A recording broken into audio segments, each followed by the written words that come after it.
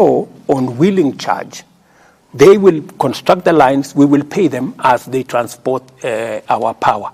So we have a plan. And number three, we want to invest about maybe $100 or $120 million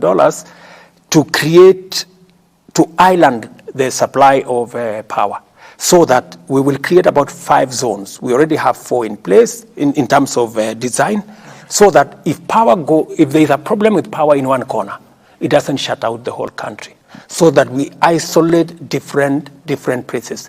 It was supposed to be a factor of investment. And why is this the case, Sam? Just to, what we have done in the last 10 years, we have increased the number of people we are supplying electricity to from 2.3 million households to 9.4 million households. There should have been a commensurate investment to make sure that the transmission lines are strong enough to deliver power. So that was the gap. But Mr. President, the bigger question is about yourself. You spoke to the nation. I think you are swearing in. Was it CSs or who were you swearing in? And you said that you have a challenge with some of your cabinet secretaries and principal secretaries. There's certain things they do not know. In fact, you know more than they do. I say, how much of that is still a problem? How much? When I said that, I was telling my CSs that read. If you remember the context, I told them, look, read briefs, understand your subject, understand your ministry, be on top of it. Because the moment I know more than you do about your ministry, then there is a problem, right? That was the context on. Has it changed? And what we have done concurrently, is we've had retreats of a cabinet. Yeah. We had one in Laikipia. We had another one recently. We are having one in February, just to make sure that we hem in everybody so that we are all aligned in the same direction. I want to tell you that many ministers, many PSS are now on the rhythm. They now understand where we want to go.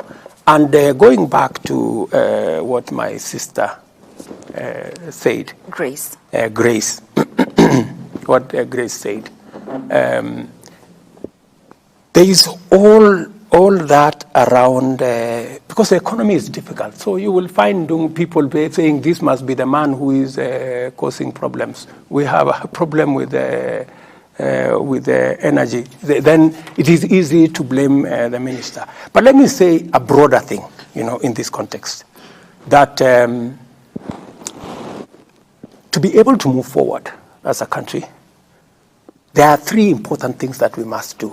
Number 1, we must control debt.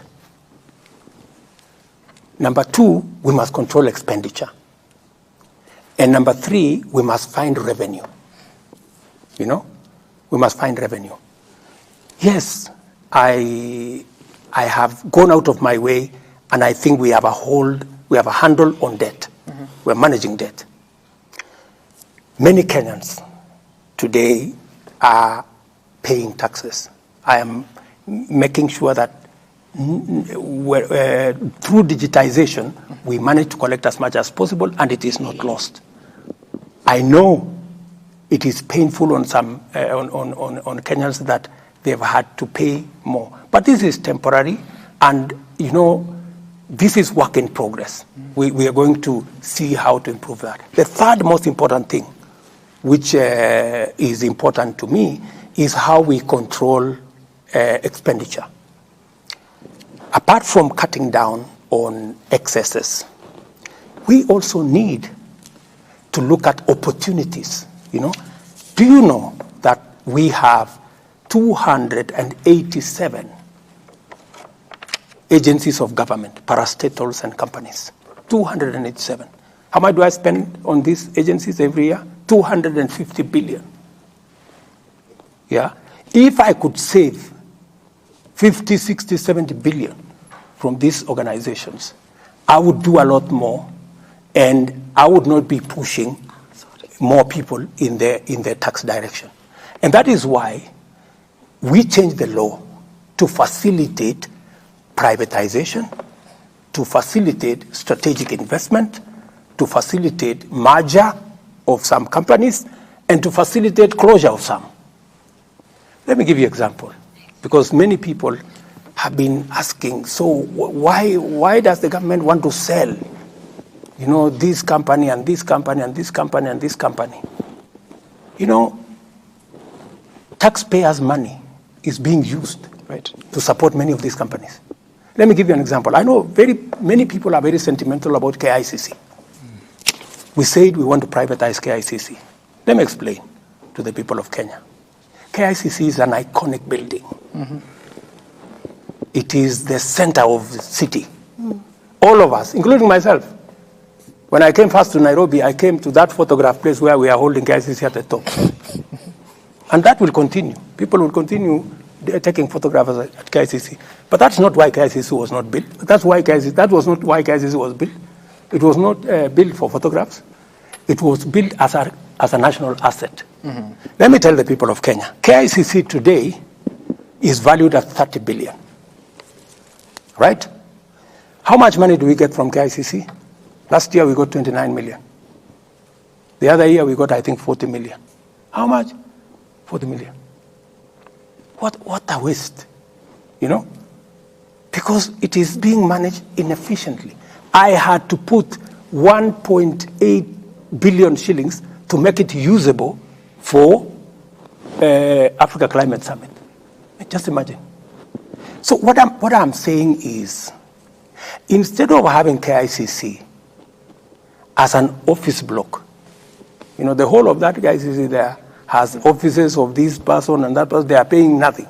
Right. Yeah? Why don't we transform KICC for it to become the international conference center that it was built to be? Right. Right? So when just wait, the international conference center. And you know how much money we should be making from KICC if it is worth 30 billion? Even nominally, we should be getting 3 billion shillings a year. How much are we getting? We are not getting 3 billion. We are getting 29 million. But Mr. President, this is an asset of Kenya. Mr. President, this is a property of the that question about Kenya. privatization of KICC, for instance, of course, there's work that has to be done, public participation, people give their views, and Correct. eventually the decision is made. So is the intention to sell it all, or is it a portion of it? The intention is to commercialize. The intention is to have a mechanism, a